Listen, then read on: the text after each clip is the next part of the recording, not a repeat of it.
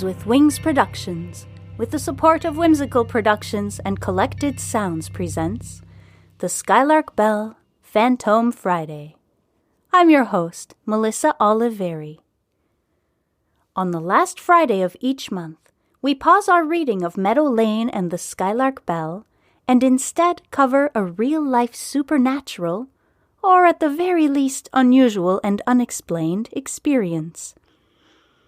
In today's episode, we will recount the story of The Bridge, where an eerie premonition about a tragic event played a part in saving some lives. Now it's time to get settled in, grab a blanket, a warm drink. We're getting started. In July of 2007, I was at my house in Montreal, packing my things and getting the house ready to sell so I could move to Minneapolis. My husband had flown back to Minneapolis a few days prior, and I was going to meet him the following week. One day, we were talking on the phone while I was taking a break from packing, and he was driving to an appointment on the other side of the city. We chatted about everything and nothing, what he had for breakfast, whether I should pack all the spatulas and wooden spoons, and what we would do for my belated birthday when I flew home to Minneapolis. We were on a tight timeline to pack up and list the house, so I started winding up the conversation with my husband. Out of the blue, as I was about to hang up, my husband said, "Will you stay on the phone with me? I'm crossing this bridge and something feels a bit weird." Of course, I said yes, and we kept chatting until he was all the way across the bridge that spans the Mississippi River. Once my husband had made it to the other side, we wrapped up our conversation, and we each went about our day. About a week after that phone call, I was back in Minneapolis. My husband threw me a surprise birthday party at our new house, and a few days later we got a puppy.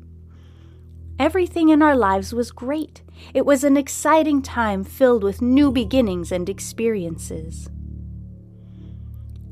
A few weeks after my return, my husband got word that some friends of his who play in a band were on tour and stopping in Duluth, Minnesota, which was about 2.5 hours away from our house.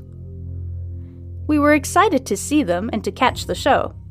We planned to leave around dinner time so we'd arrive in Duluth shortly before the show would begin. When the day came, my husband, on a whim, suggested we leave a bit early and spend some time walking around town before the show. As we backed out of our driveway, he said, "I think I'm going to take a different route today." I was still relatively new to the city, so I didn't question his choice. But it seemed to me the route he was now taking was a bit of a detour that would take longer.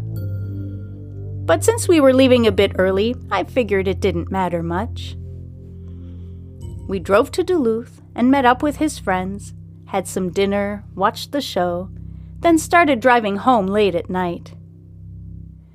As we were driving back toward Minneapolis, my phone rang. I was surprised to see my aunt in Montreal's phone number on the caller ID, because it was the middle of the night. I answered, and she was in a panic asking if I was okay. I told her we were fine and that we were just driving home from a show.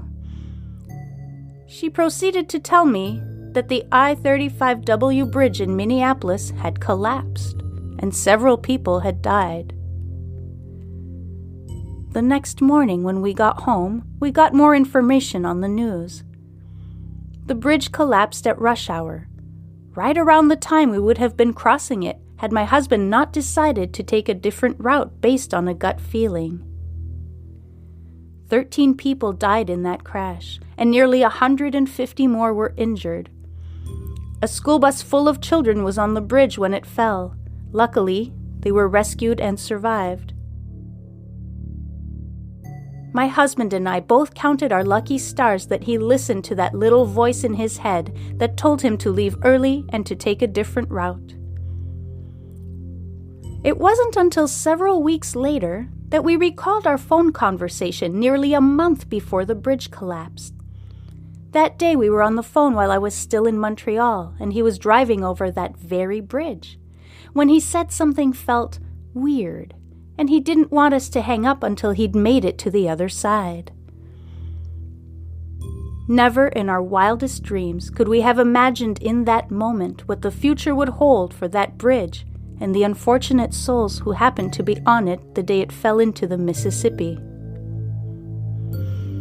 Ever since then, anytime one of us has a strange feeling about something, we always listen to our gut, to that little voice that sent us on a life-saving detour all those years ago.